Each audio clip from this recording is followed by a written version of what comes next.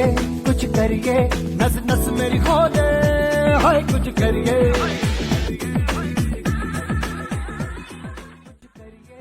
কিছু জয় শুধু একটা ট্রফি নয়, কিছু জয় ইতিহাস তৈরি করে।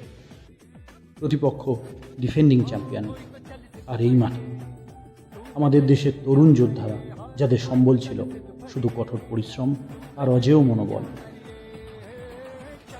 এক গোল, সেই মহেন্দ্রক্ষণ, ভারতের গর্জন পৌঁছে গেল সুদূর ইউরোপের মাটিতে।